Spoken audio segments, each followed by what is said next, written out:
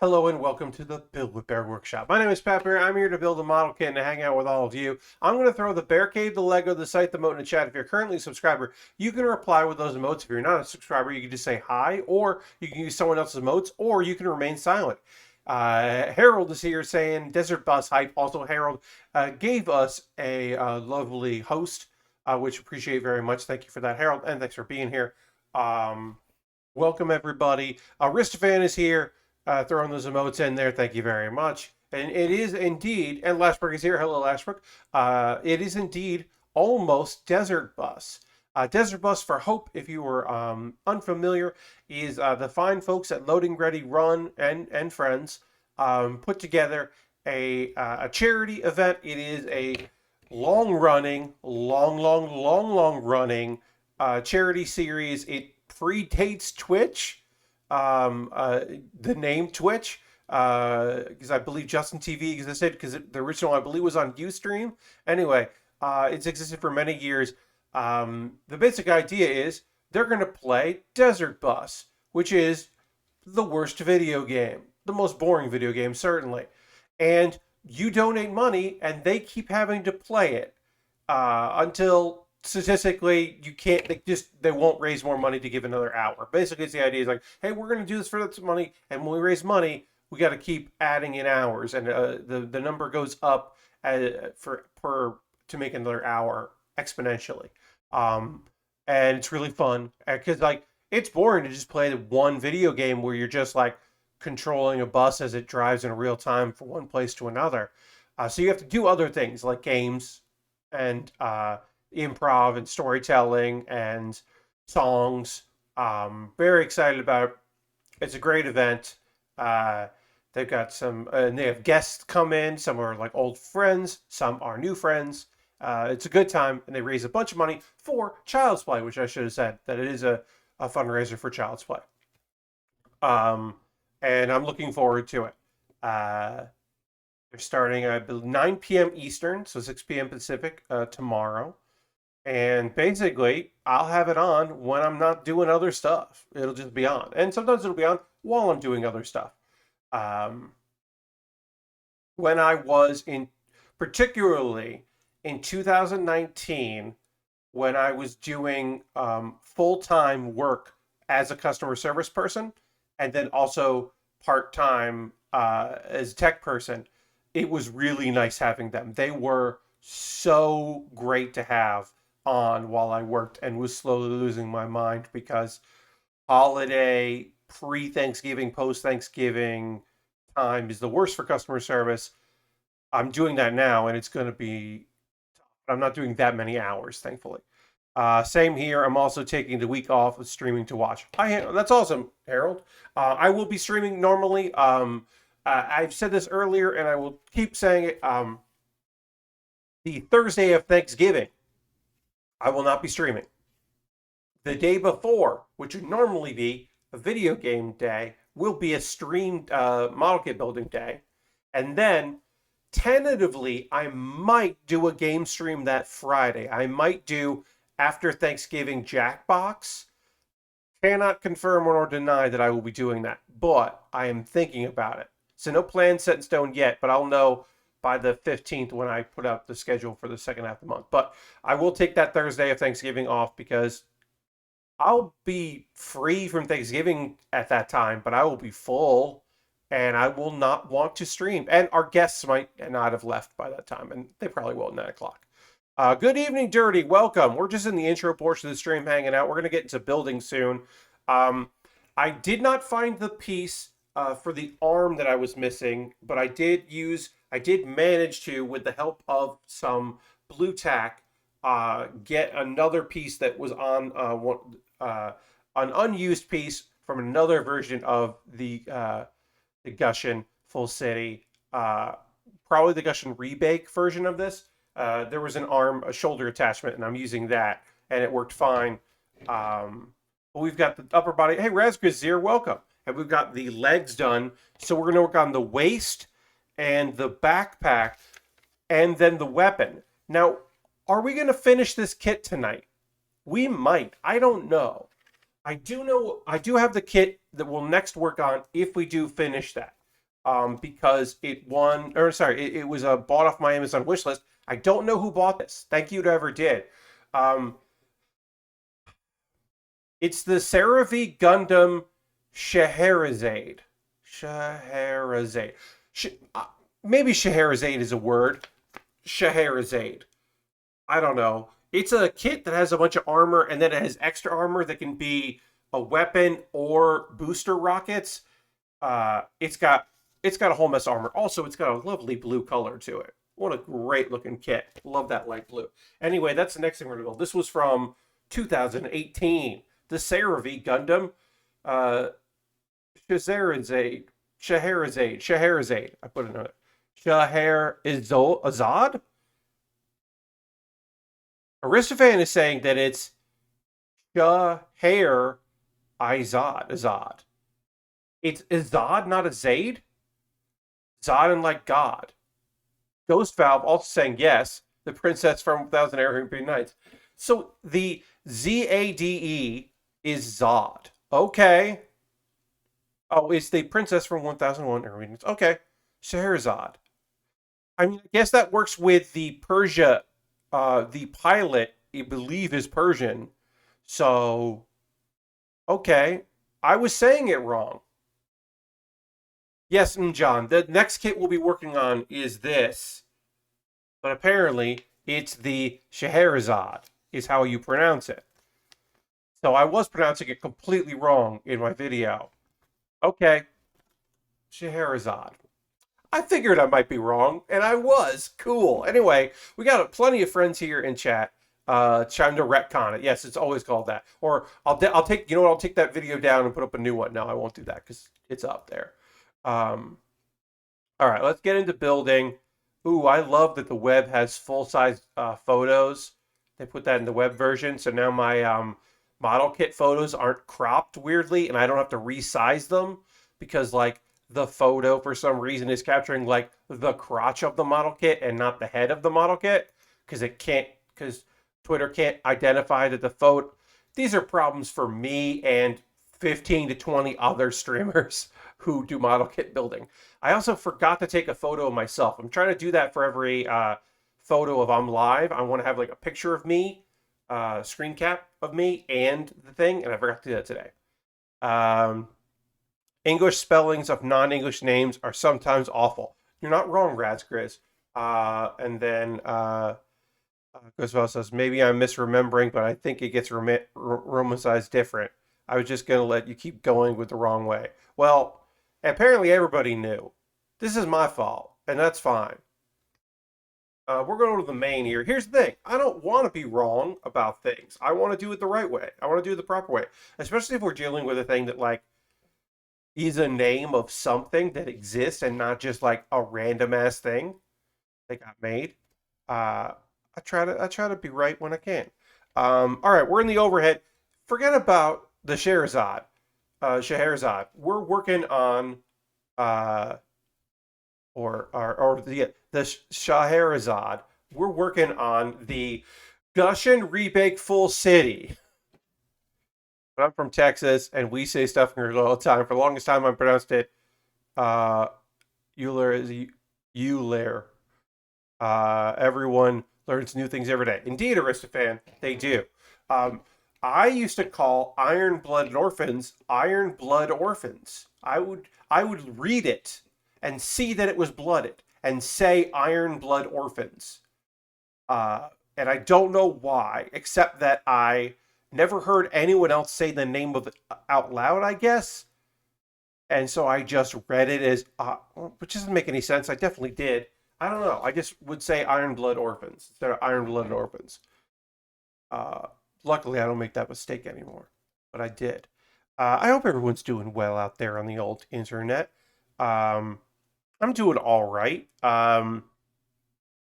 My voice is mostly fine. It's not great, believe me. It's not great right now. For those that don't know, I think oh, Resgriz is doing great. I'll be a fine day too. Yeah, I had a right day. Big Atlas game coming out, so I'm doing great. Hell yeah, I'm John. You did a lot of singing. I did a lot of singing And I haven't sang. Yesterday I did a say. You will not find it on the VODs here on Twitch. You will find it on my YouTube VOD channel because I do not want to get copyright striked. And in fact, I can't embed that video in certain places because of copyright claims, which is fine. I am singing karaoke songs, which I do not have a license for. So it is fine if they were like, "Hey, what's up?" Um, that's totally okay. But yeah, I had a good time. And my voice is, I'm definitely struggling more than uh, I normally do to talk. I tried not to talk much today. I tried to keep my voice, save my voice as much as possible. I also didn't do any vocal warm ups. Now, normally I would scoff at the idea of not doing vocal warm ups, but I wanted to hold my voice as much as possible, so I decided to go ahead and not do any of those. I also thought about keeping and not saying anything and feigning ignorance and just keeping the reverb on all stream. But I did not do that. I actually, in fact, disabled that plugin for active use so I can't accidentally turn it on because I think that's probably for the best. Um, okay, so this goes like this, that, right? And then this goes in here. But yeah, I had a good time. I just haven't done that in a while. You should have Reverb trolled us. It would have been a good bit. Yeah. Be like, hey, everybody, what's going on? No, everything's fine. Everything is cool as hell. But yeah, it was fun doing that. Today, I did some work, working on a project. Nothing that appeared Nothing that will appear in anyone outside of a select few people will ever see because it's just contract work, busy work really. Just doing some proofreading of some documents and stuff for a gig, place that I work occasionally for. And then I did yard work. Oh yeah, yard work. I was in the backyard because there are a bunch of trees that drop all kinds of pine, dead pine needles on the ground. South Carolina, pine needles, yes, the big pine trees. And I just got to rake so much. Had to rake up a bunch of stuff and things coming from the neighbors because it was windy and all kinds of stuff. And it worked out fine. And I was, glad I did it. Also, I had to get up there in the front gutters because the front of the yard was getting a lot of stuff coming down. And so I had to make sure that that was taken care of because if it isn't, then, if you're not cleaning the gutters, then rain's going to just come out everywhere and it's going to be a big mess. And nobody needs that shit. So I had to do that. It's fine. It was a fine day of exercise. It was kind of good because I didn't feel like going for a walk. And I also didn't feel like riding my bike, the stationary bike, or the modified regular bike into a stationary bike. Didn't feel like riding that, so I got a good workout and a good sweat because it was actually unseasonably warm today, raking. So I was happy to do that. Also, it's probably going to rain tonight, and that when it's wet, it's just harder to do all that shit. I had my gutters cleaned today. First homeowner type thing so far. Nice, John. Yeah, that's just the thing that like it's not hard to do for me, and so I did it around the house. I'm going to when I don't live here anymore, at some point in the future, when I don't live here, I will attempt to convince my parents to hire someone to clean the gutters and have them not do it. Because why? Because why? But while I'm here, I might as well do all this stuff like uh, taking care of the couple palm trees that need trimming of stuff and need me to get up there and cut things. I'll do that. I do a lot of the watering. I do all of the lawn care. Not all the lawn care. I do most of the lawn care. They tend to do a lot of trimming of shrubbery and such, which I could do, but they know how they want them to look, and I don't know how they want them to look, so I don't do that. Uh, but I do, yeah, I do a lot of watering and mowing and all kinds of stuff that I haven't before I got here. I had not done in a very long time because I lived I lived in a house, the second story of a house, but I was a tenant and I didn't do any of that other than occasionally when I got home very late at night slash early in the morning, I would pretty often shovel like the steps up to the front door to help out with my landlord because that way there'd be less snow for him to do when he woke up. And it was, a nice little thing to do. Okay, we need stickers 19 for these side skirts, which we're going to put on before we put the legs in because they do bend up. So that's good. And I will say this is the only part of this kit, one of the only parts of this kit, I should say, that has 0 stickers. Because if you count the feet, the legs don't have any stickers, the feet do. The waist does not, other than the side skirts. So I guess technically the legs are the only part of this kit that doesn't have a sticker on it. Yeah. Oh, also, reminder, I took the sticker off the head of this kit. You can see in the photo, it does not have a sticker there. And I took off the sticker that was here and the stickers that were on the top of the head because they don't look good. Now, maybe someone could make them look good and I fucked it up. That's totally possible. In fact, probably likely. But I did not enjoy how it looked. So I took those stickers off. We love stickers. I mean, look, a few stickers here and there, I don't mind. This kit is rotten with stickers and I don't love that. Especially these stickers that are color corrective. I found out now shipping date. Do not know when I'm getting the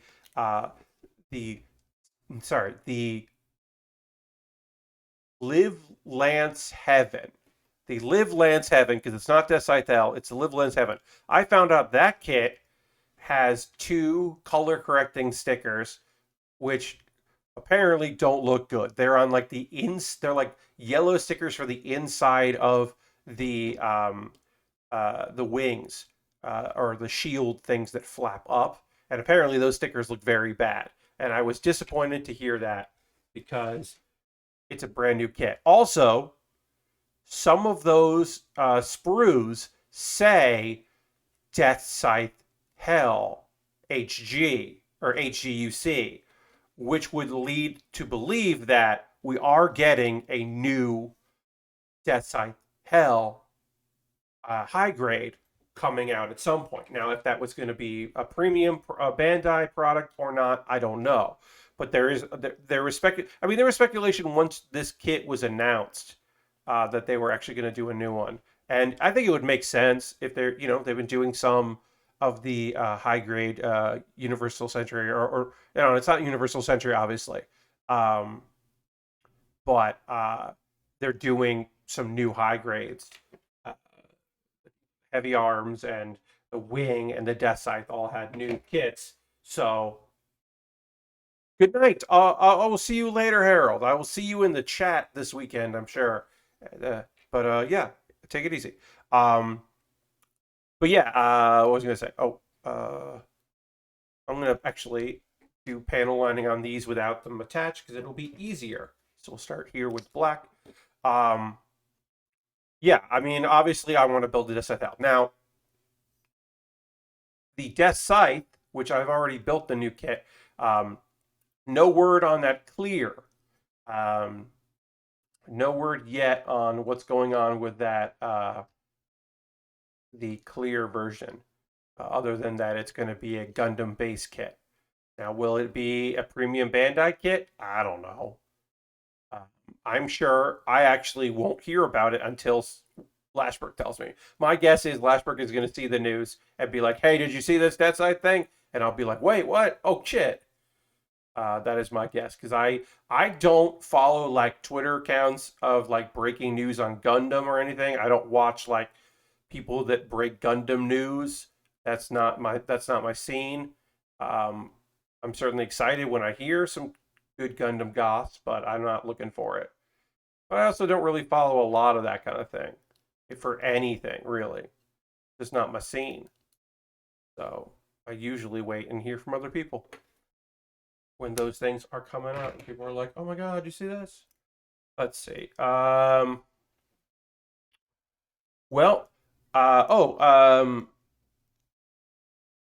Speaking kind of like long-term things here, I imagine if it's Gundam base kit, we probably won't see it unless they do Gundam Expo Online again. I mean, that's totally possible. They're doing a pop-up Gundam base for San Diego Comic-Con, the November one. I believe they are doing a San Diego Gundam base pop-up. Now, what's going to be there, I don't know. But yeah, I have a friend going to the San Diego Comic-Con November show, and I have not asked them to possibly go to this pop-up, but if they announce some stuff that I definitely need, I might ask about it and be like, hey, I will, I'll Venmo you or whatever, PayPal you. Okay, so right now I do not have Netflix. Am I going to get Netflix to watch the Cowboy Bebop live action? Yes. Do I feel great about that? The Cowboy Bebop live action, I kind of feel okay about. Giving money to Netflix, don't love to do at the moment. When I get that month, I will also watch Comey Can't Communicate, which I have heard very good things about. It apparently is the show this season that I should be watching, and I am not. So I will check that out because apparently it is a lovely little series about a girl who's great at everything except talking to people, and the sudden change in her life when she actually meets some people that are trying very hard to communicate with her, and how her life has opened up because of that. And it sounds adorable. I will probably try to couch surf a friend's login. Yeah, I hear you. Speaking of logins, my contact at Crunchyroll Events is no longer working for. Okay, so to be fair, my contact at Crunchyroll Events was not actually a Crunchyroll employee. They were a Verve employee. It's just that a large portion of their job was working with the Crunchyroll team in events. They are no longer with the company. And so I'm like, oh, in March of next year, I'm going to start paying for Crunchyroll again. Perhaps before that, I will no longer have to pay for Funimation because they will be, and I'll have a few months where I won't be paying for anything. So I guess that's going to be fine. But it is a thing to think about. Like, oh yeah, my premium Crunchyroll, I'll have to start paying for that again. Was kind of like, oh, all right.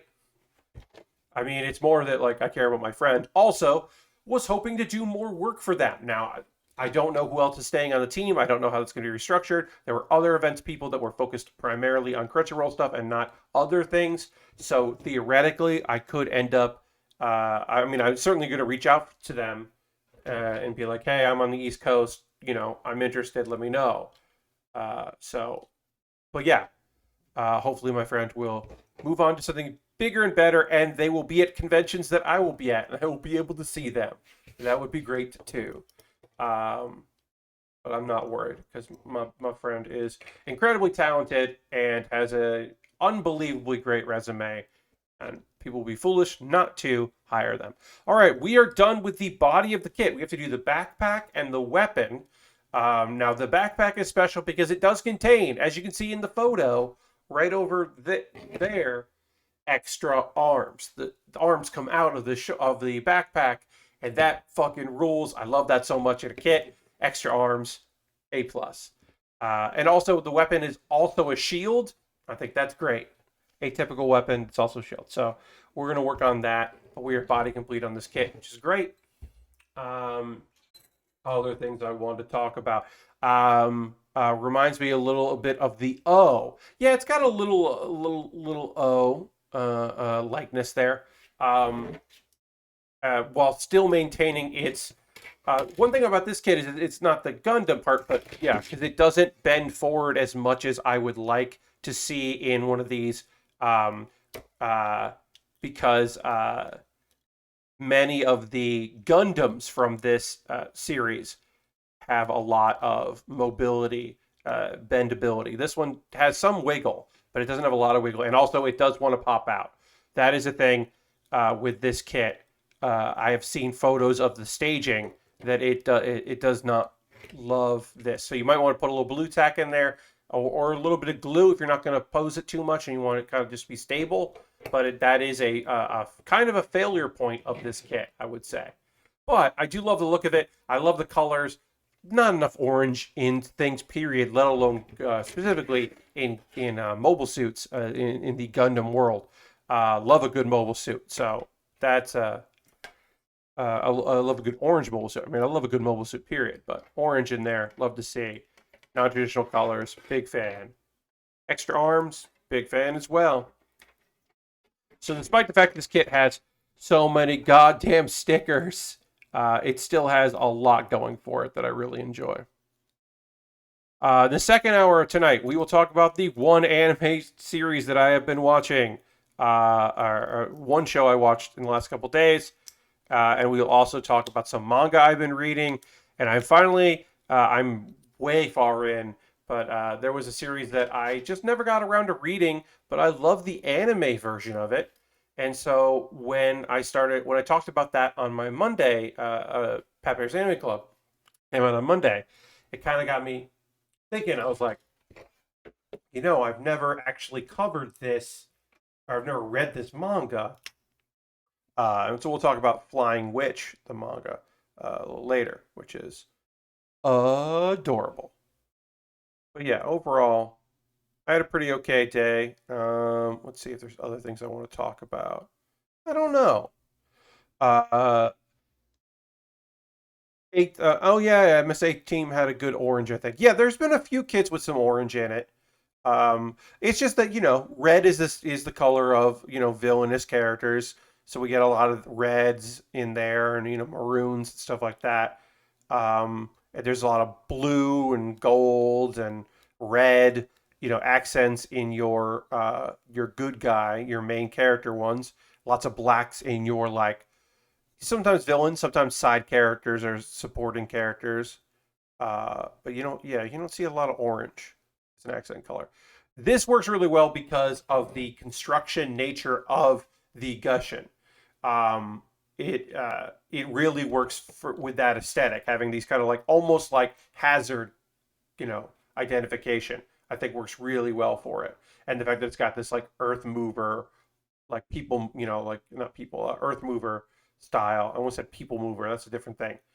Earth mover style, color scheme, works a lot.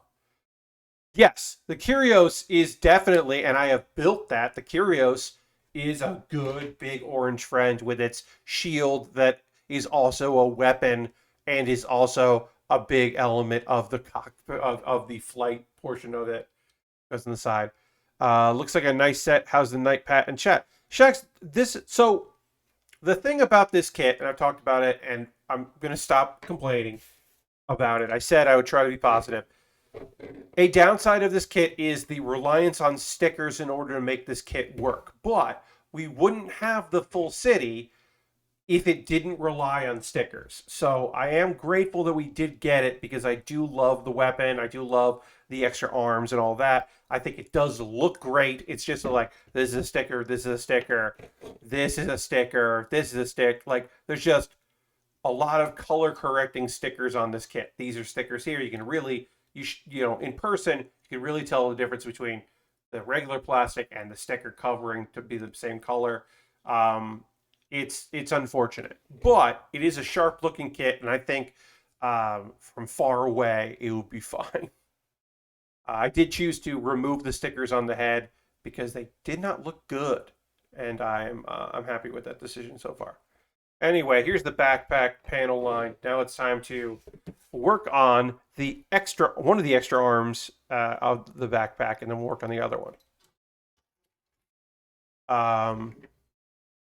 So yeah, let's see. Looking ahead, we know that we're gonna do the Charizard is going to be the next kit I work on. I do not know who picked that up off my wish list. I appreciate whoever did, but somebody bought that off my Amazon wish list. The CeraV Gundam Charizard. I'll be working on that next, and that's going to take a little while. It's a big box. That is a good size uh, high grade box. 'Cause it's got a lot of armor, and then it's got extra weapon slash armor on top of it. So that is a beefy kit. So that'll be the next thing we work on. And then my $10 patrons voted that I would work on the High New Gundam. So that'll be the thing I work on after that. So it's nice for me to know, for a little while there, I know what the next few things I'll be working on, and I always like that. Uh, Ghost Valve saying, yes, that boy has some chunky legs. And then Ghost Valve says, technical term is heckin' chonker. It is a beefy lad and a heckin' chonker.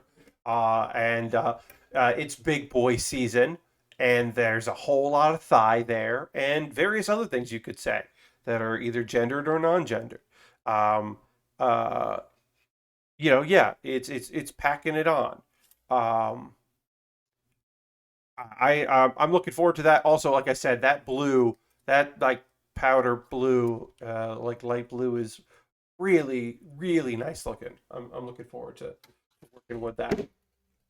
All right, so I need B. I forgot to do this part here, so we'll get there. Um, yeah, this is like this and the weapon slash shield are the last things that we're working on here. And we can put this kit to bed, and I'm happy about that because this has been a fun build. But I like to move on to new things and get excited about the next build and all that. Big boy season indeed.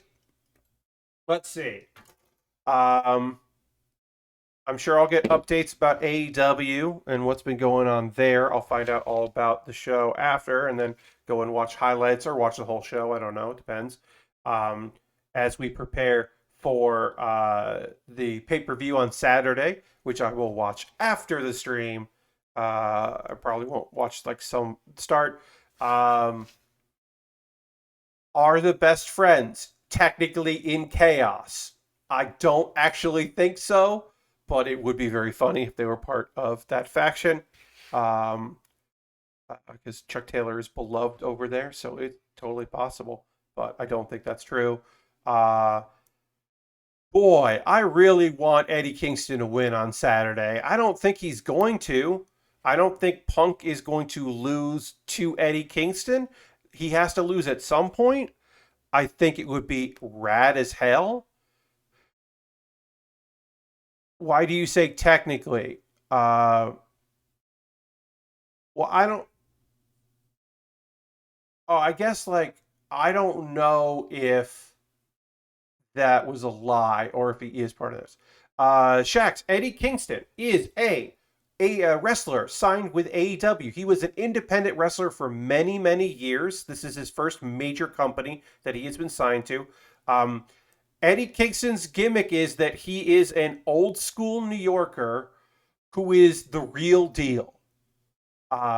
He just exudes that wrestling is real. Not wrestling is real to him, but he is a fighter. He is a prize fighter, like a street fighter, back alley, not like Street Fighter. He's a back alley fighter in the world of wrestling. He feels legit and real. The real deal. Yeah. Um, and he thinks that CM Punk is a fucking phony. And I don't think he's wrong. I think he's supposed to be the heel in this storyline. Um, I love the he part of his gimmick was coming into AW. Part of his gimmick was that he was like, uh, my friends are here. I got my friends here, and now I can be with my friends. And the friends was like a multi-ethnic collaboration of like different people and weird weirdos. And then that fell apart. And then he was just John Moxley, formerly Dean Ambrose. He was just John Moxley's best friend, which also felt very real, and his backup. And it was very fucking great. Like them as a duo was really really good. Um, but he's also kind of like an elder statesman of the independent scene. He's been around for a really long time. People trust him. He's a straight shooter. Uh, And so for a feud that has almost no time to build, they really turn that thing white hot. And that's just because like they both can talk. Like Eddie Kingston on the microphone is incredible. He is believable. You believe everything he has to say. And it's so great. He's so good at it that like yeah, like I totally believe what he's saying in this instance. Also having Ruby Riot I didn't last week. I did not read an article that Eddie put out. Did not read that. Um, no, but I was going to say Ruby Riot being like the voice of reason feels real and genuine, and you like I believe that she is like, hey, dude, fucking relax a little bit. Don't do this. It's totally believable. Um,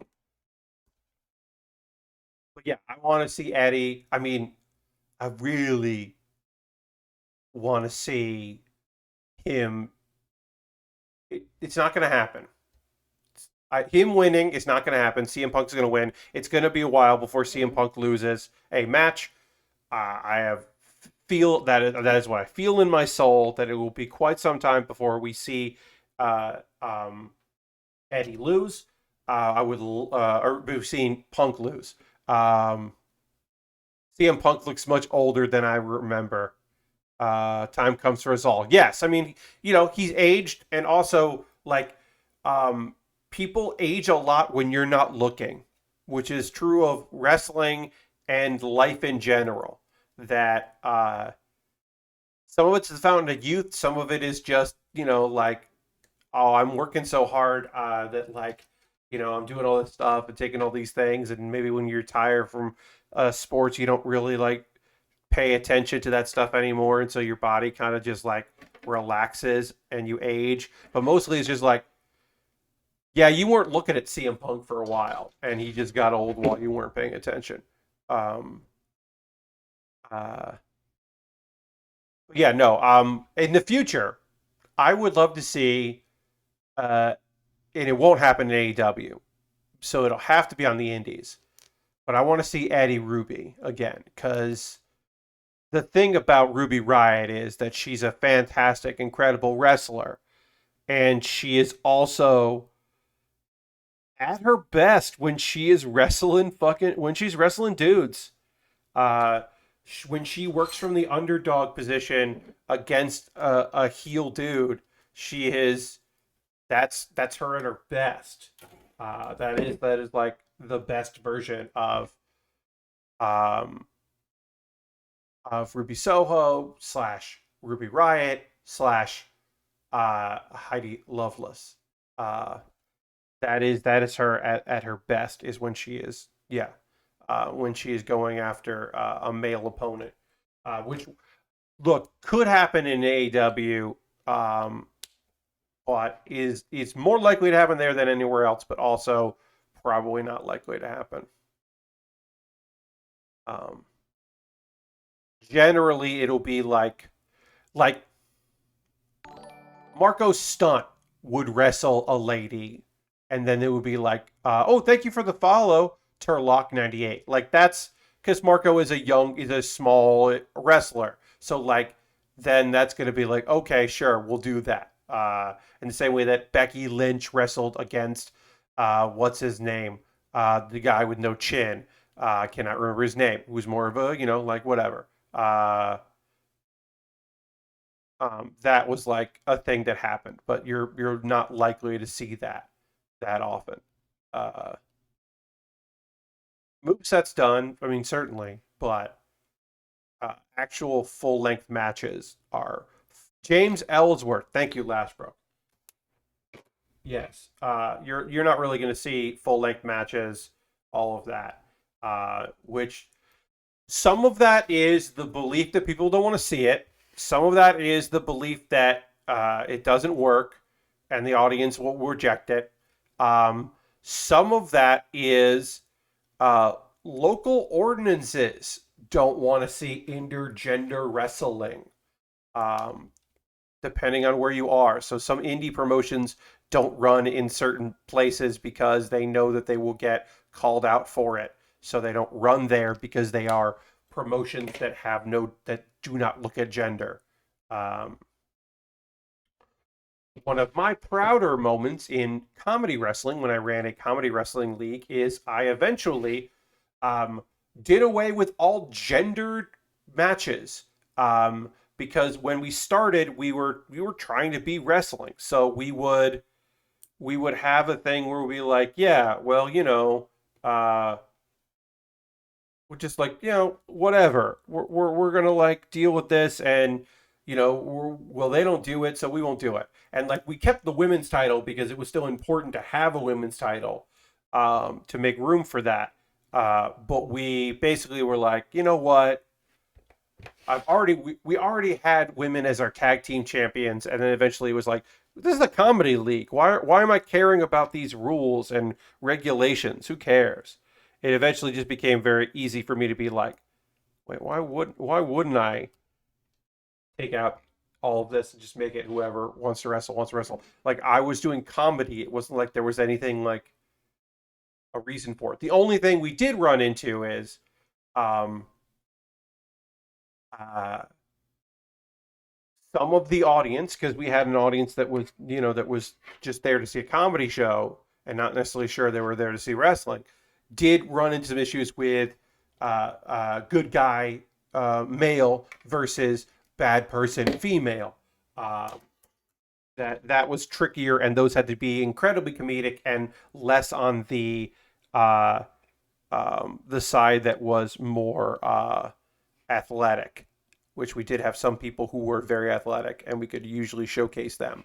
We couldn't really showcase them in those matches because the audience felt weird about it, which is fine. It's fine that they felt weird as long as they were still watching. You learn. But yeah, it was very important to me at a certain time to just like take gender out of what we were doing. But then keeping the women's title also meant that I would make sure to include women who had been not as included because of my predecessor, who was bad at doing that. And he was bad at keeping things inclusive because it was not a priority for him. It was a priority for me. And the nice thing about being in charge is when you are in charge of a thing and you are the booker person, you are the person that is making the decisions, you get to make cool decisions that affect people and like make the right decisions that like really do feel good. You can be like, you know what I'm going to do? I'm going to do this. And yeah, that's just how it's going to be. We're making this change. It'll benefit everybody. This feels like the right thing to do, and I'm psyched I get to do it. I don't know. It was pretty neat. One of the things I'm most proud of is doing that. Actually, peel back kayfabe a little bit. Somebody competing in a 3-on-3 tag match this weekend was a former UCBW, the Upright Citizens Brigade Theater Wrestling, tag team champion, and dropped the titles to two ladies dressed up as old ladies, the grandmas. Uh, One of them, who was wrestling this weekend, wore a mask, was a masked wrestler. He was an ant. It was a Shikara wrestler as an ant, and he was one half of the tag team champions. And then under another persona, as a pretty cool guy, is now a wrestler for AEW. Uh, but also, he did wrestle for UCBW as Orange Cassidy. Orange Cassidy was an ant, one of the ants in the ant colony in Chikara, and then eventually started working his other gimmick so that he could, people would knew who he was uh, under the mask, and he had a gimmick that wasn't like a Shikara gimmick. He had his own thing that he could do various places, which he did successfully, certainly, at a wide variety of locations, um, including in UCBW. Um, Always very proud of that. Always proud of that nonsense. We had some legit wrestlers come through. We had Drew Gulak, who is still holding it down over in WWE. He came through, which was always nice. Uh, Jervis Cottonbelly, who's on the indie scene. Jervis is great. His mask has a monocle on it, which is wonderful. Fabric monocle. And Jervis is great. He's got cotton on his singlet because he's a cotton belly. Great wrestler. Fantastic. I believe I showed the night we were looking at some indie wrestling. I believe I showed part of his match with Orange Cassidy, which is fantastic. They many good interactions together. What a good dude. But yeah, and a bunch of those wrestlers come through, which was very fun. Anyway, more about the card. This Saturday. Look, I want Hangman Page to win. I don't feel like he will. And a bunch of people were like, no, he's winning tonight. This is the night. And I want it to be him. I want it to be Hangman Page. I want Hangman Page to win, but I feel like they're going to extend it even more because there's no way Page loses. Yeah, I mean, Lashbrook, that's the thing, right? He should win. I think he should have won the last time. But Christian beat, was it for the Impact title? Yes, but Christian beat Omega like this year, and I just don't know if Omega's gonna lose again. I'm just afraid that they're all about their long-term storytelling, which I appreciate and enjoy. I just get the feeling that long-term storytelling, that they're going to push it even longer. I don't know. I would love to be wrong, but that's my gut. My gut does not think that Page is going to win. I hope to be proven wrong. Because also, I think Page was supposed to win the first time they had the swerve for paternity leave. Yeah, that's possible. Also, so here's the thing, right? I imagine that this Eliminator tournament was going to end up being Miro. That's now Miro versus Bryan Danielson, was originally going to be Jon Moxley. And in my opinion, it was going to be, my theory is that it was going to be Moxley, and he was going to win it. He was going to beat Daniel Bryan, or Bryan Danielson, and then he was going to turn heel, which is easy for him to do and the thing he likes to do. And he was going to turn heel and be a heel Moxley against Hangman Adam Page. Now I think it's going to be Bryan Danielson winning, because I don't think it's going to be Miro. I don't think they're going to do Miro Page. I think they're going to either do Danielson Page as a good guy versus good guy to really cement Page, or they're going to do Danielson Omega again, and Danielson's going to be the person that puts down Omega. Like, that's the possibility. So if Miro wins, Page wins. If Daniel Bryan wins, Bryan Danielson wins, it could be Omega winning. I don't know. Starting to wonder. I always felt it was Danielson winning. You thought Danielson was going to win the Eliminator. Yeah. See, I thought it was going to be, because in my mind, that like, Moxley has been a heel up until Moxley is currently on recovery leave, which is awesome, and we wish him the fucking best, sincerely and certainly. But I had felt that, I'm putting a sticker on this. Damn it, I did panel lining on a part that I'm going to cover up with a sticker, or shaky fist, a big ass sticker. Whatever. I'll put this on now, and then we'll. But I thought Moxley was gonna pull this off before and be back in the scene. I can't believe I'm saying this.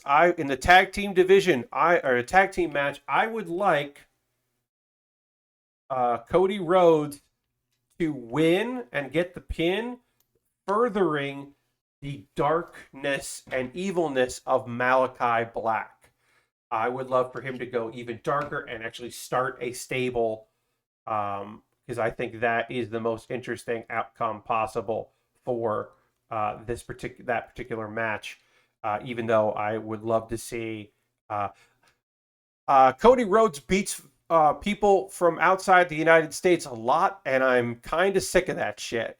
I'm mostly sick of Cody Rhodes in general, but specifically, I'm sick of Cody Rhodes beating people from the UK and the Netherlands and Mexico and Canada, and then also QT Marshall. But whatever. Who thinks about QT Marshall? Uh,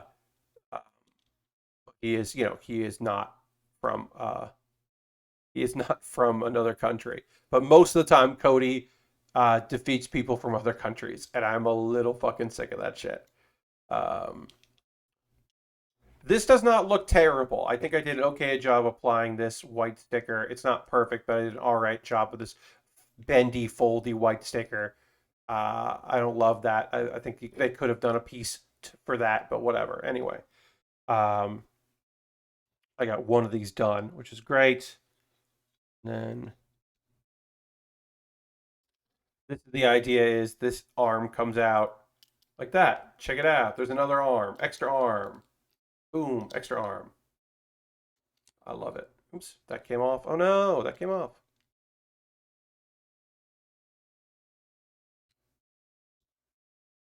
Hmm.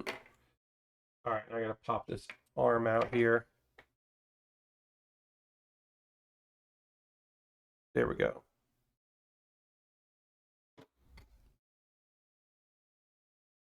Oh shit, that fucking broke. God damn. This piece, you might be able to see that there's a little bit of white in there, and that is where this broke. So, yikes. Hold on one second. I'm gonna mute my mic. Be right back. I'll go be right back, and you can maybe hear me talk. I gotta get up, and I gotta get a little bit of liquid cement. Come back here. I'm back here. What about the newcomer Fuego 2? Yeah. Oh, and then main. Here we go. Hi, I'm back. Sorry about that, y'all. Now, how am I gonna reattach this part? I can't believe that snapped. God damn it. Snapped right away. I don't even have this piece assembled and that snapped. I think I'm gonna um hmm. I think I'll just do this here and try to attach this again.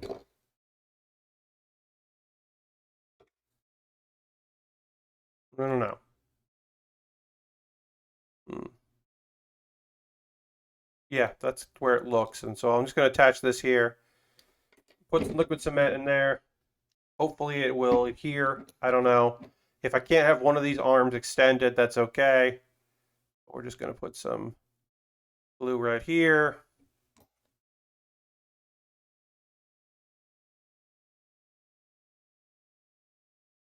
It's really, as long as I can get some of this arm out, like I know that I want this arm extended out anyway. So even if like this doesn't bend anymore, that's okay.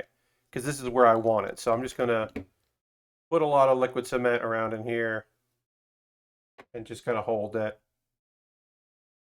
Because like I said, if this one doesn't functionally move in and out, that's not a problem for me. As long as I can see it. Rest of the card, because there's a lot more.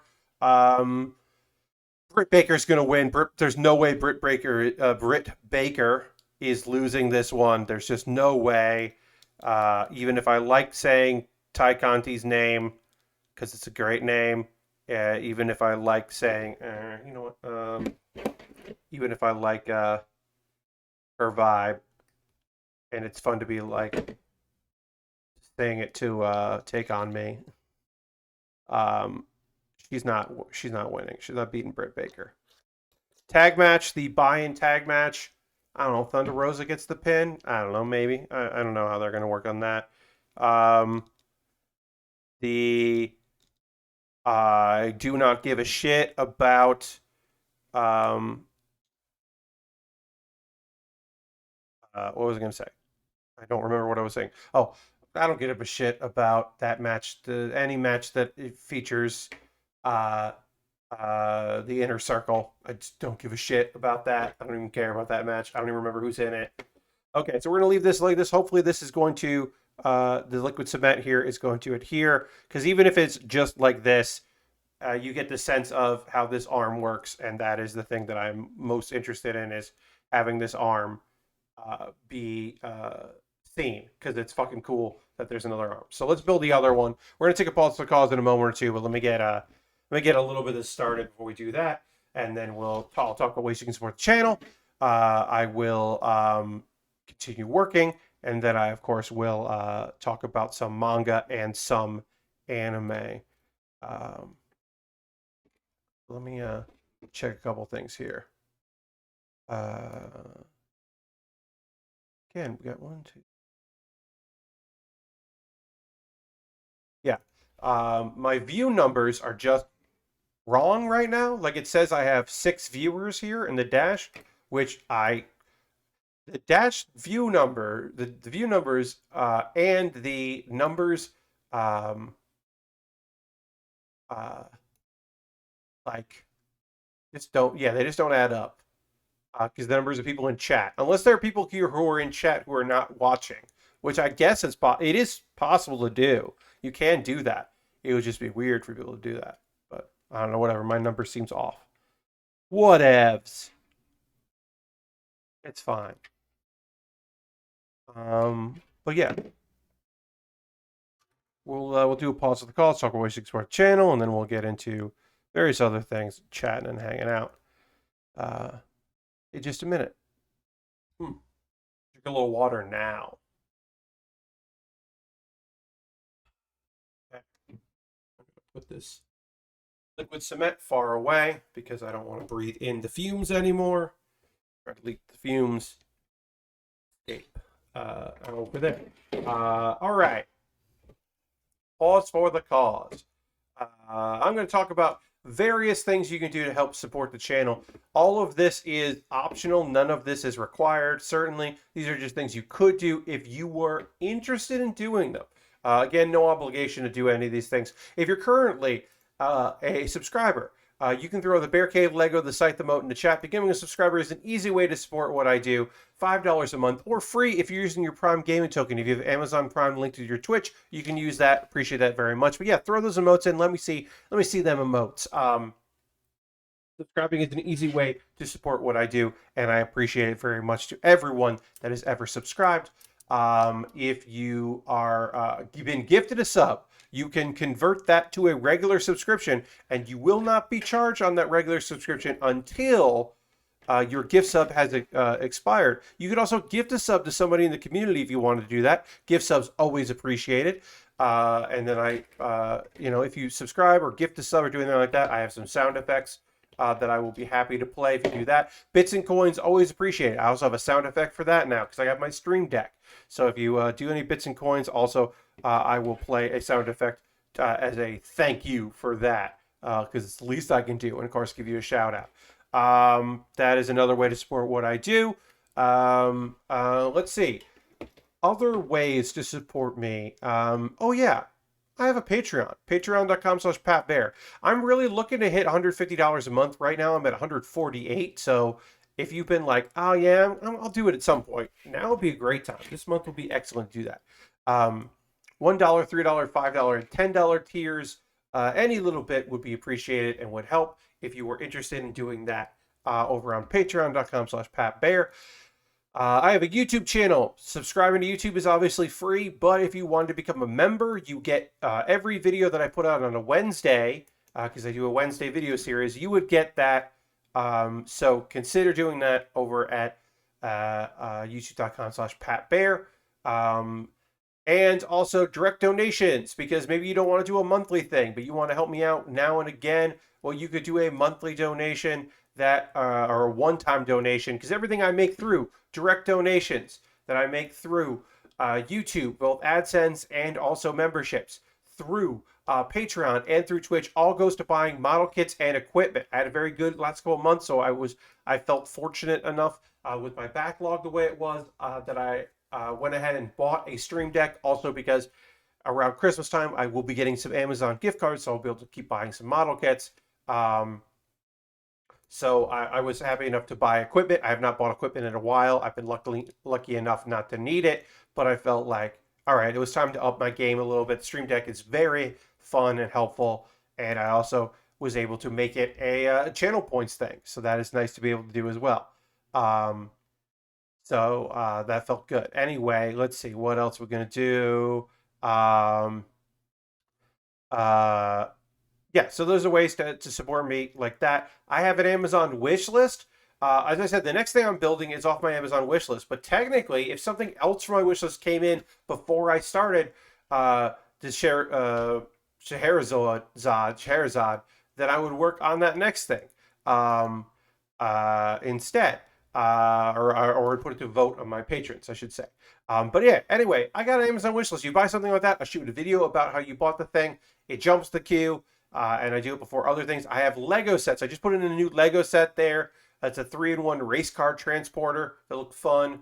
I've got inexpensive Lego sets, expensive Lego sets, inexpensive model kits, expensive model kits. Why is this kit like all of a sudden so pricey? It's not available right now, but it will be again. I'll keep it on there.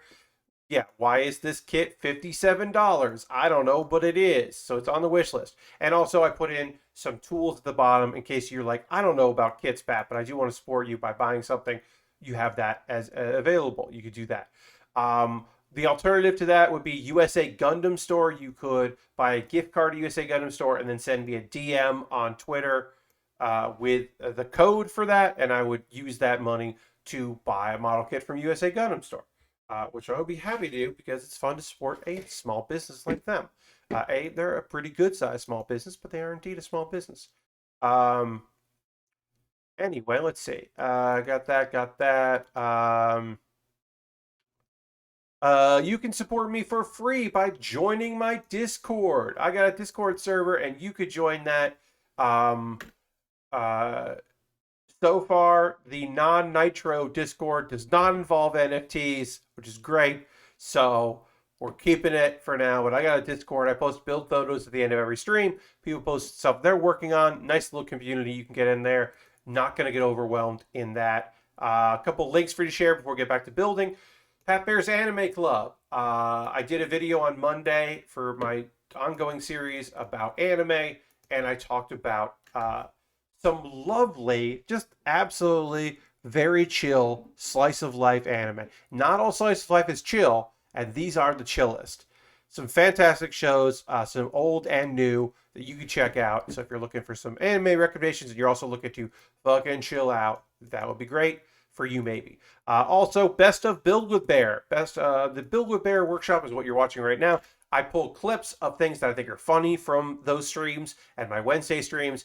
This clip that I put up is from a previous Pokemon Fire Red randomizer stream, which is just me talking about the photo sprite for the character Gloom, and how the Pokemon Gloom looks to be both very sick and also very pleased with itself.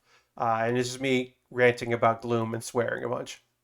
I think it's pretty funny. I don't know. Anyway, you can watch that if you're so inclined. I'm going to talk about some manga. I'm going to talk about some anime. We'll talk about anime first. I'm going to drink some water. We're going to get back to building.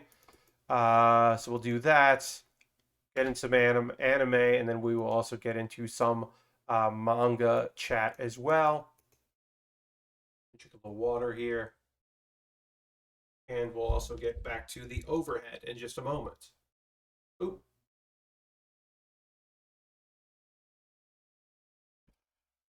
All right. So, one series I'll talk about here. Once again, banished from the hero's party, I decided to live a quiet life in the countryside. The title so long you know that it was also a light novel first, and then became a manga, and then became an anime. I very much enjoy Banished from the Hero's Party. I decided to live a quiet life in the countryside. It is one of my favorite shows this season. Um, Things are getting a little complicated here because our main dude, Red, who used to be called Gideon, that's important because there will be Gideon talk later.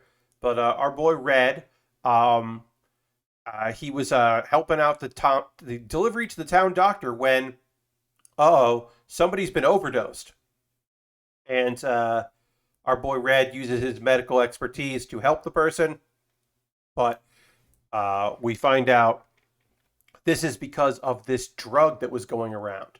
It was approved kind of hastily, and there are some side effects. There's violent side effects that are happening, and they're not really sure. Now, we can deduce that something's happening with the whole blessings that people have, that there's some sort of weirdness going on with that.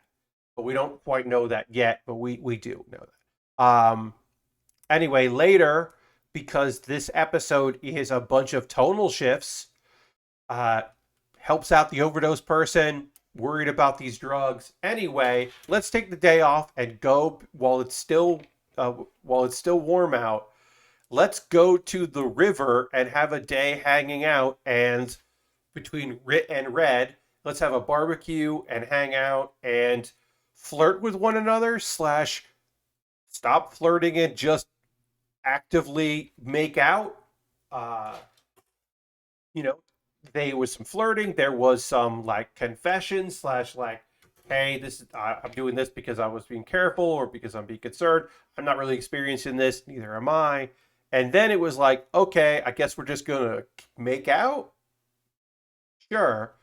Tonal shift, as I said, and then because that was fun and nice, we've got to jump over to the hero's party where Rudy, our hero, is having a conversation with the assassin girl who joined the party after Gideon or Red left. And she's like, hey, hero, how come you don't sleep? And we find out that Rudy's blessing means that she doesn't like really show emotions that much, and she doesn't have any like worry about the heat or wet or cold weather, hot weather, and she doesn't need to sleep, so she just doesn't sleep.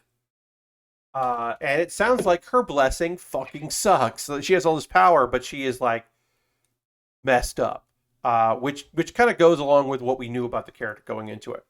Also, we did have the assassin girl's spider friend, who is the best character in the show. Let's not kid ourselves. That spider rules. Playful, helpful, supportive spider. The support animal spider there.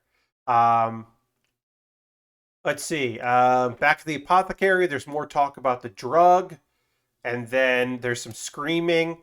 Rit investigates and finds out that there's a bunch of people just violently attacking other people, and one of them is a thief class. No, he's not a thief. He's a thief class.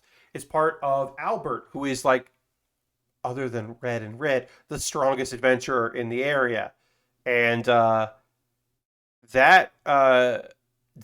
gets resolved, and then Albert is trying to like grandstand a little bit and like try to appear like he's a big shot, which is pretty fucking funny because he's certainly not. And then he totally gets terrified that Rit might attack him and kill him. But anyway, it's weird that people who are taking this drug are using weapons that they don't normally use. That's strange. And again, to tonally shift, because this episode is all about tonal shifts, we jump from that pretty nice little scene to another scene. This time we have the two elf kids that have come around because they're talking about a lot of their divine stuff, and the younger one whose name is Al. She's really worried about like this thing changing her and her like having like becoming a different person, like suddenly being different than who she was before. She's very worried about that, which seems reasonable to be worried about that shit. Anyway, that's a nice little scene. It's a nice little more positive stuff. Yes, yes, the elf kids. No, they're elves. They're little elves. They're the cute kids that like you're supposed to root for, and then probably something fucked up is going to happen with them because it's an anime. If I didn't, even if I didn't know what was going on, I would know what was going on. Like I would know that. Sorry, I'm trying to figure out which hand it was. I think I might have done these wrong in the wrong order or something. Even if I didn't know, I'd be able to tell right away that like something's going to happen with these kids. Anyway, there's a tonal shift jumping around. There's another member of Albert's party who apologizes and feels weird and feels like everything's kind of like falling apart with that. Then there's the warrior from the heroes party who is looking for Gideon. He's in a bar, frustrated because he hasn't been able to find him. He's approached by someone that the dude realizes is strong but doesn't know who he is. And that guy's like, hey, let's find Gideon together. I'm also looking for Gideon. And it's like, how do you know he's searching for Gideon? Who the fuck's this dude? What's going on? Who's this strong guy? What is this? What's happening? So lots of questions there. And then, again, as I said, all kinds of tonal shifting in this episode. There's a storm brewing, and that makes Red remember a time with his sister, like a very sweet scene that was also during a storm with his sister that is like lovely and nice and kind of shows that he was able to make Rudy feel human, which no one else seems to be able to do. And it is a nice little scene between brother and sister that, you know, is nice to have, and then we don't really get again because, you know, he isn't with her anymore. And then that is interrupted by the doctor showing up with an injured Al. The little elf girl Al has been injured. She was attacked. What the fuck? What's happening? And this is like, oh shit, that kid is hurt. Smash cut to the outro song, which is this lively, like, cute song because this show has opening and ending music like it's like it is a romance fantasy show and not an action fantasy show that has a little bit of romance. So again, the problems that this manga has continue. Lysander says, oh, I've been meaning to try out that show. So I think Banished is a good show despite its big problems. And its biggest problem that it has is that it wants to be a show, like a slow slice of life romance about like a retired adventurer and the girl that had a crush, the woman that had a crush on him a few years ago that now is able to like work with him in this apothecary and like their slow romance. That's what this show very much wants to be. It's just that it also has to be in the backdrop of this ongoing fight between the Demon Lord's forces and the heroes of the world. And you can't escape that. And it's also still happening in this small area. But then all sorts of stuff happens. Yeah, it's this weird thing where it's like the opening, closing song is like lovely, and you're like, you know, everyone's cute, and they're really written red kiss in this episode, and that should be like the major event of this episode is like, oh shit, these characters like are this relationship is like progressing fucking finally. Like we all know it's going to progress, but it finally actually is. And then they're just like, yeah, also a kid got hurt, and a character that we met a couple episodes ago is dead. And you're like, what the fuck? What's going on, anime? What are we doing here? It's just like lots of tonal whiplash is the phrase that I've been thinking about saying, but hadn't said. And now I'm happy I said it because it really does feel like that. It feels like tonal whiplash consistently in this particular show. Um, but yeah, I still think it's good. Murder mysteries, organized crime, assassination attempts. Oh yeah,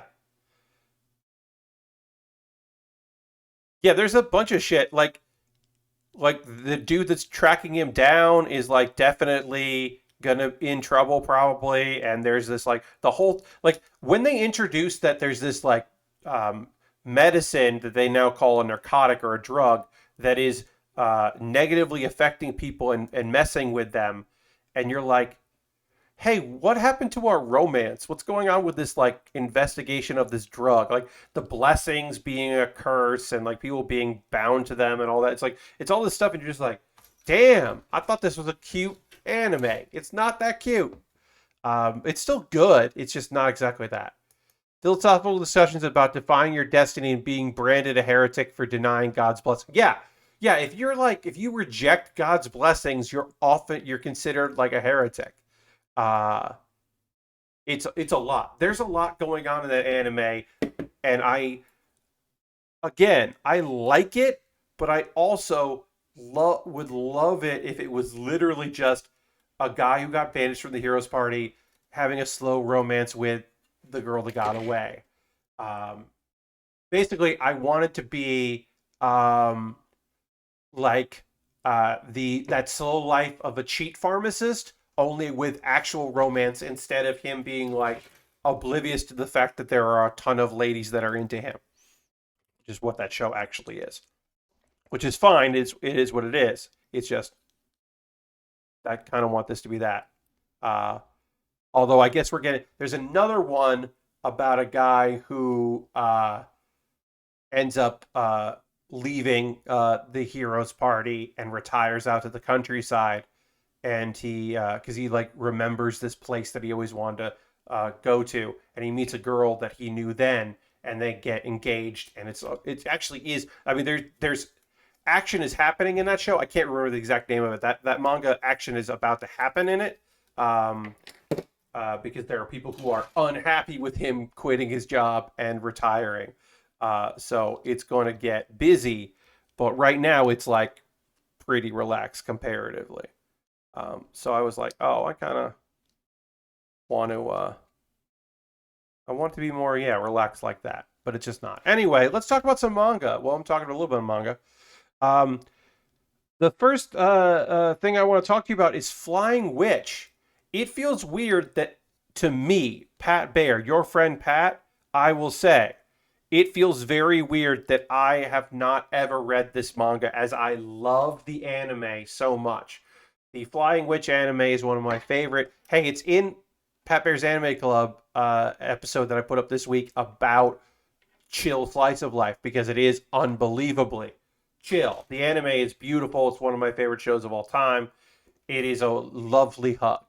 Um, and the manga is the same. The manga is the same. It is just more adventures. I'm not fully finished with it right now or caught up with it, but it is still a lovely series about, if you don't know, it is about a young lady who needs to get more experience as a witch. She's a young witch, so she is leaving her home to travel, and she is moving in with some distant cousins who she has not seen in a very long time. They're out in the country because that's a good place for her to go to train. And she uses magic, and the first episode is, or the first chapter of the manga is like people being like, a lot of people being like, hey, what's happening here? You have magic. You're flying right now. What's happening? What magic is a thing? And her being like, yeah, isn't it cool? And then like they get used to it because here's the thing. This is a series that has like a ghost show up later. There's an ancient whale in the sky. There is a person that's been turned into a dog person. A lot of shit, big ticket magic shit happens in this show, but it also is very chill. It also is just like relaxed, and it's just like, yeah, I'm gonna do this and I'm gonna do that, and yeah, I'm gonna figure stuff out. And oh, my sister's here and she's gonna relax in the country, and I'm working on spells, but like also I'm working on like catching this chicken that's just like out in the field for no good reason. I want to catch this chicken. Like it's just good vibes. Is it kind of like Kiki's Delivery Service? Yeah, so in a way, I mean, like it is a slice of life show about the countryside where the main character happens to be a witch. Like it's more about the fact that she is like getting used to being to living in the country and doing stuff and is also a witch, and then like her younger cousin is interested in learning about witchcraft, which is a great way for her to like talk to her about stuff. And there's lovely other characters that show up, and like friendships are made, and there's like there's a lot of us. Her older sister I love so much. She's such like a relaxed weirdo that I think is so great. Um, Very fun. Uh, awesome characters. The dad, who isn't in much of the episodes, but he is in some stuff. He's like real country, and she has trouble like understanding some of the like the phrases and things he said. So like they have to like translate for him, which I just love. It's just very chill, and the manga is just look. The anime is fantastic. I highly recommend the anime. It's on Crunchyroll. It's beautiful and lovely. But if you want more, you can get more by reading the manga, and it also feels real good. So it feels like the anime was a faithful adaptation of the manga, which I didn't know if it was, and I really wanted it to be because I think it's rad. So I'm very happy that it is. All right, so we've got both of our arms in here done, and it's time to connect those arms to the backpack and connect the backpack, and then all we'll have left to do is the weapon. Which so we should finish this tonight, which is great because I did want to wrap up this kit. Let's see other things that we can talk about now. Let's talk about the redemption of the Blue Rose Princess, which is a reincarnation story. It's not an isekai, but it is a reincarnation. So, the big thing about this one is, as I said, it is a reincarnation story. It is I've traveled back in time. It is a time travel reincarnation. So it is, I've traveled back in time and now I can fix the mistakes of the past. So basically, our hero, our main character, who is the princess, some things have happened in her life. She was kind of like tricked into by her heart, basically like making some terrible mistakes, and her life ended when her trusted knight killed her, which he was justified in doing because he had to, he was bound to protect her, but needed to protect the country as well. So it was a necessary evil, and so now she can kind of relive it with her knowledge of the future. With that, the thing I like about it is, uh,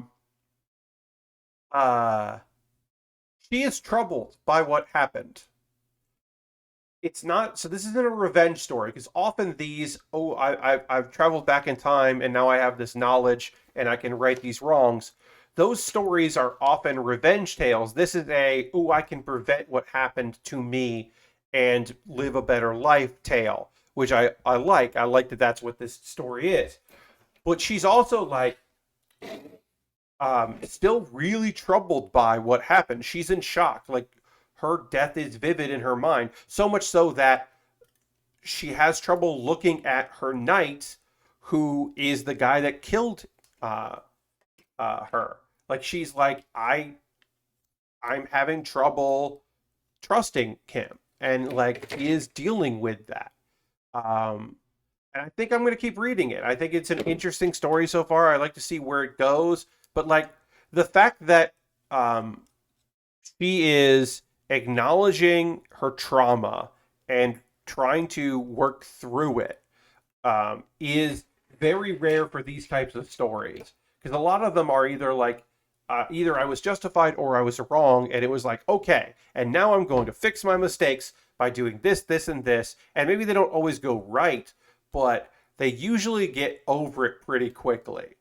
I just started reading another very chill slice of life isekai that I'll talk about on a future stream, because there's not many chapters of it. I've been waiting because there's an anime adaptation coming of the light novel, so I've been kind of waiting, but I'm going to read it now. And that, like, she gets over it pretty quickly. Or like Kuma Kuma Kuma Bear. Ooh, I'm in this fantasy world that is largely based on the anime or the video game that I was playing. And it's just like, and I've accepted it. And I'm fine with it. That, like, obviously that seems to be kind of important, that you accept the reality that you're in. It does feel like a necessary thing for the storytelling medium, but it is fucking weird that so many characters are just like, and yeah, you know, like, I don't know, I'm in this world, and I guess that's cool. I died and I was reincarnated here, and I guess I won't be sad about anything. Does always feel a little weird. What also feels weird is, why didn't they make this piece white? I'm about to put a sticker on here to make this piece white, and they could have just done that, and they didn't. Instead, I'm using this big sticker, this full body sticker that I want to do because that's how the part looks, and I don't like that. Anyway, I'm going to move on. It's a bit odd. Yeah, like I said, there's a lot of stickers here, but this one feels like, this isn't like me making a piece the right color. It's me making the whole thing the right color, and I don't love that. Color correcting stickers. Not a big fan. Anyway, I'll try to line this up right while I talk to you about Noble Reincarnation, blessed with the strongest power from birth. So, this is a reincarnation story, but it is not an isekai, even though it is a fantasy world. And I've had some people label this as an isekai. It is not an isekai, because the main character, his previous life was in another fantasy world. He didn't travel to a different world.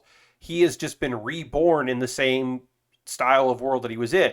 He does have his memories from his previous life, so he does know some things. So even though at the start of this anime, he is 6 years old, he still has all his memories from his previous life. So he has a head start. Also, he knows what his stats are, and he knows what his true stats are, and he knows, which other people don't, is that the more territory he has, the more support he has from other people, the stronger he actually is, because he is the 13th prince of the kingdom.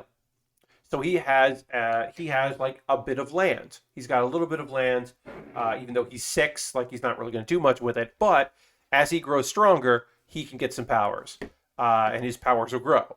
He also has, the fucking crown prince is just like, hey, because you're so high ranked in water, I figured this cursed sword, I wanted to see what would happen if you touch this cursed sword. A lot of people who've touched it have died, but I wanted to see what would happen if you touched it.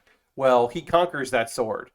So now he's got a really powerful sword, which is great for him because he can boost other stats.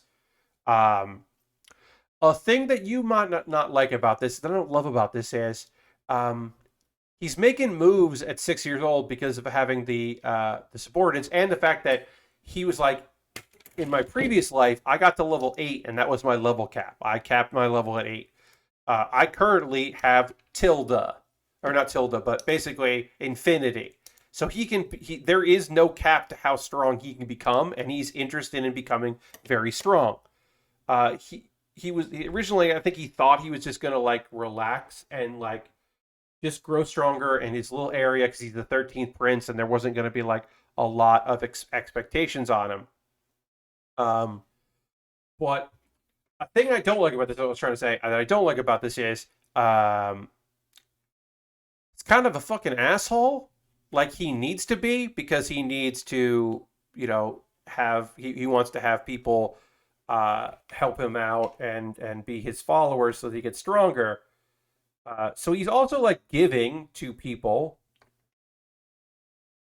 but I don't know. I don't think he's the nicest person, and he doesn't have to be, but it is like, I don't know, a fairly menacing 6-year-old is like a weird main character to have. So I'm looking forward to maybe him aging up and developing a little bit more of a, like, maybe having some trusted friends or a love interest or something to make him a little like more human and a little less robotic.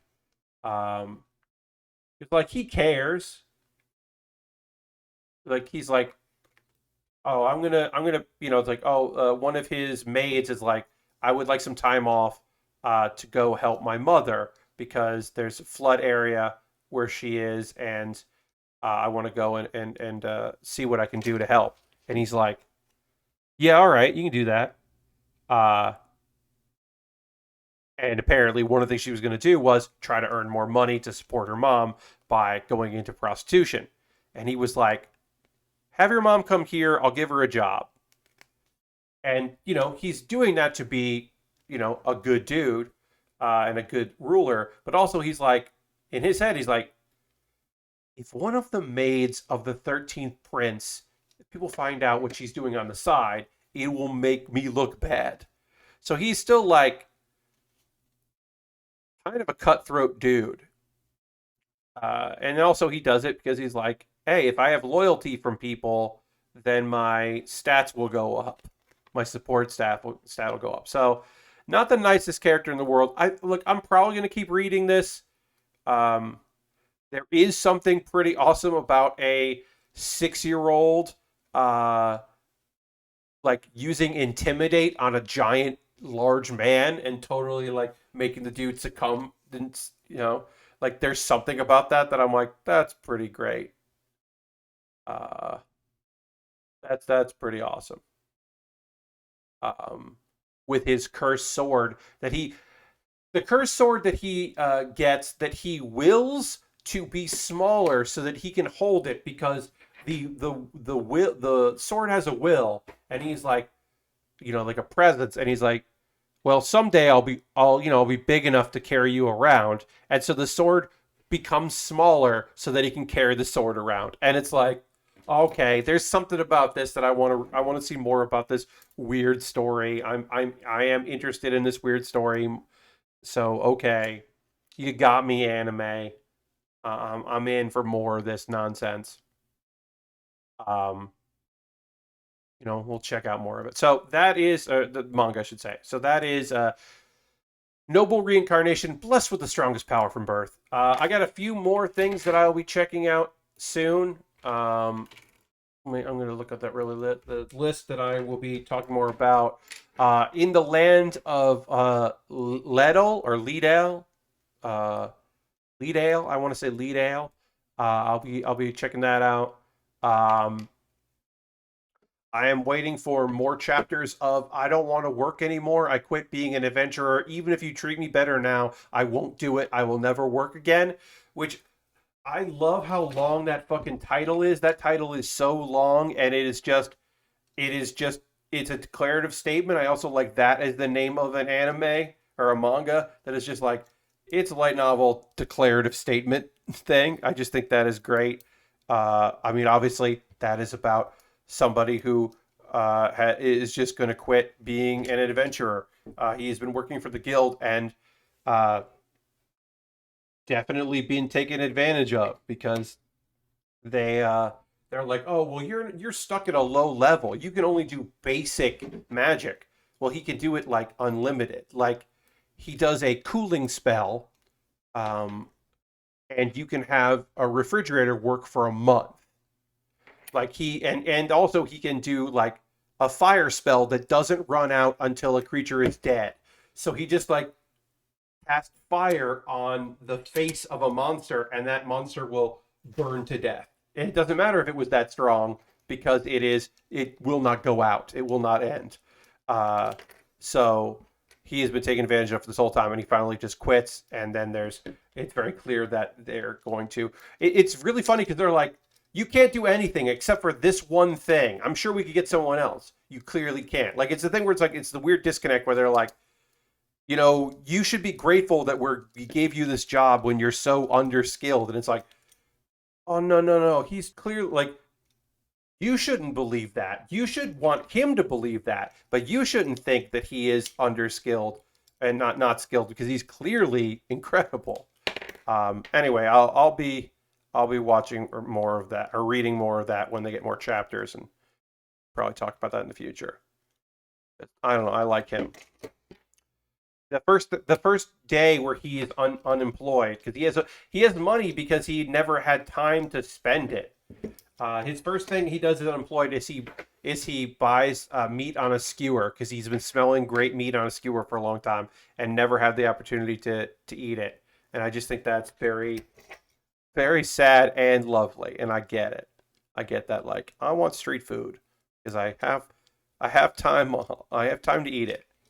Um,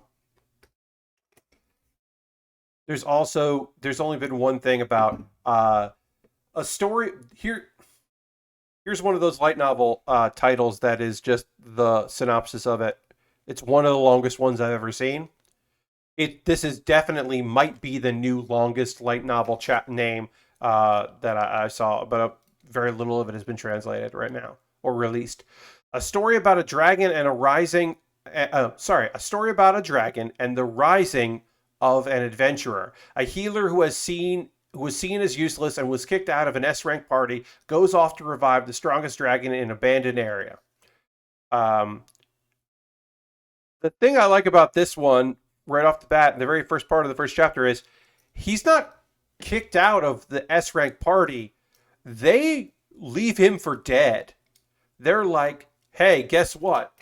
You can only heal, and we found someone that can heal just about as good as you can, but also she can do offensive magic, and so goodbye. And they literally like knock him off like a ledge and leave him for dead. And it's like, you didn't kick him out of your party. You tried to murder him. Like, yeah, he's out of the party. Usually they get fired from the hero's party or they quit the hero's party. But this was like attempted murder. There's another story that I don't think I've talked about on stream yet. Like, I got to look up the name of it, but it is I don't know, maybe I have talked about it. There's another one where this party was questing with like a high ranking guy, and they're like, "Oh, I want to join the party. You got to get rid of the dead weight on your team." And they're running because none of them are strong enough to take on this legendary monster. So they leave the beast tamer, the monster tamer, who has never caught a monster before, has never tamed a monster because they kill all the monsters. Um, they like stab him and leave him behind to slow down so they can escape. And instead, he makes friends with the monster, and it's got this like kind of like Pokemon thing, or more like okay, I don't want to say that. It's not a Pokemon thing. It's a Chow Garden. I got to look up the name of this book because it is like he's got a place to keep his monsters, and as he gets more monster friends, he'll have more room there, and there's like a house so he can store his items there, so he doesn't need to carry items around because he can just get them, and then also his monsters can go and hang out there. Yeah, it's kind of like a Chow Garden kind of thing. Um, Monster Rancher a little bit, but yeah, he ends up becoming friends with the Fenrir. Um, so that he can, because the Fenrir wants to leave the dungeon he's in, but he can't, uh, and so he's like, well, if you come with me, let me tame you. You can leave. Why the murder? Sometimes these hero revenge stories get extremely ridiculous with the stating premise. Yeah, even the normally it's so they can take the stuff back because they're like, because the idea is that the character has nothing because they're like, look, you don't deserve anything because you're not a real member of the hero's party or whatever. But it is weird that they're just like, we're gonna leave you for dead. Why? Like, I don't understand. So I do want to know more about that dragon one and why they want to like kill him because it does seem weird. They're just like attempting to murder him because they could have just been like, you're out of the party. Anyway, hey, here's the Jaws of Life. Here's the fucking Jaws of Life uh, cutting tool because I can put different hands on here and then you can cut stuff. But this is a shield. I love this weapon so much. We'll talk about this a little bit before we put this kit to bed. So this is a shield. You get an attachment and hold it on the arm there. It's a shield that then handles come out of it, and it folds back. Also, it can go on the back of the kit. It can pop in the back. And then a crusher. And if you're like, hey, Pat, when this weapon is used, is it fucking brutal? And the answer is fucking yes. This is it's called Iron-Blooded Orphans, as always. It's called Iron-Blooded Orphans, and it is indeed a brutal show, and that is brutal. But this is our kit. This is the full city, the Gusion Rebake full city, complete with the Jaws of Life weapon. And I'm going to take a photo of that, and then we'll get the box out for the next kit that I'll be working on, although we won't get started with it. We'll just kind of take a look at it, and we'll start that on Saturday. But yeah. Just here, there. We did have the spare head, which we won't use, and the different hands, which we won't use. But we'll get a photo of this, and we'll look ahead to the next kit. Beautiful. And we used almost all of these damn stickers. There's like a couple we didn't use because they go on a different thing. But yeah. I love the Gusion Rebake Full City. How did the Millennium Puzzle go? It went really well. I did use a guide in order to assemble it because it had a lot of twists and turns, and I was not going to pull that off. I realized I was not going to pull that off. It was just no way. Not as cool as the weird club thing that the chainsaw teeth that the Barbatos has. Yes, that is the best of the nonsense weapons.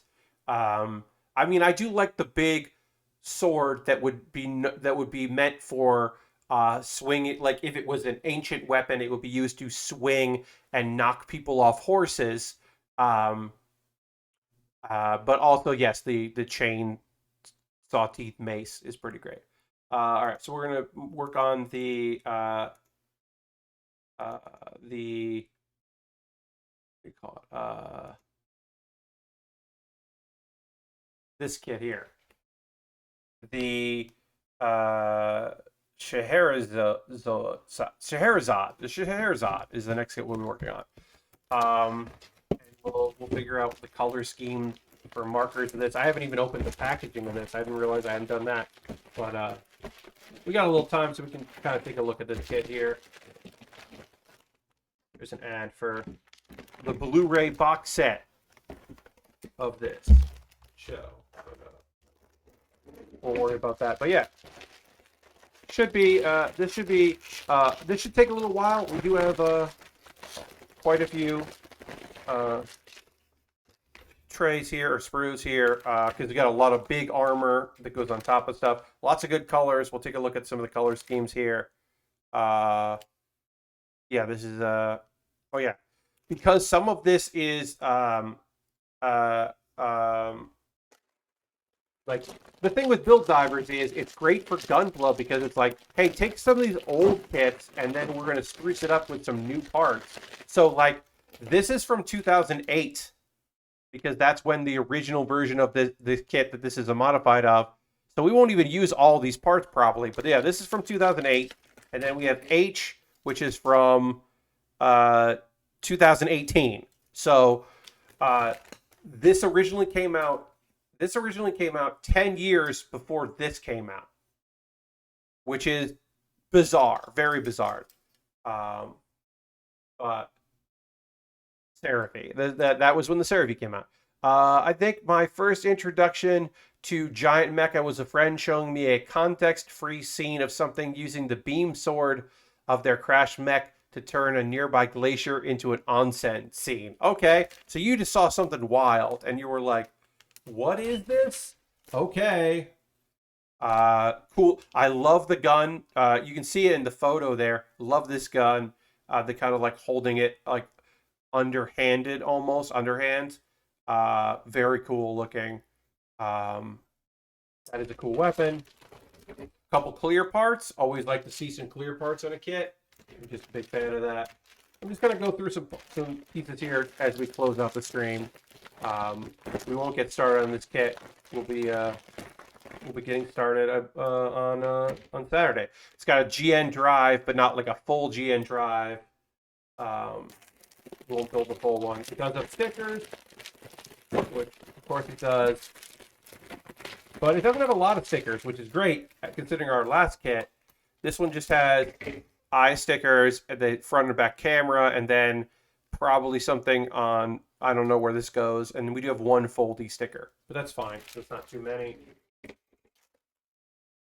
Love this blue. Love it so much. We can figure out that color. I mean, I'm probably going to put black on that, and then gray for the white. That is from 8th MS team. Yes. I totally forgot about that scene. Thank you for remembering, Lashbrook. Yeah, because this is like an off-white, so I still think gray is the way to go on that. I'm just going to do it real quick here on something. Yeah, that looks good. So we'll do gray on that. And then this, I think I want to use black.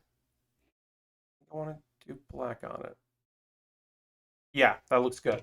And then there's a red, which we'll use brown on. There's not much red in this kit. There's just, you can see like the chest piece and part of the head. So let's get the markers thing up, which is this. And then we will edit the parts on here. Gotta edit this part. So we'll do blue, white goes gray, and then red, brown. Great. And then we'll just put that right there. And that's our color guide.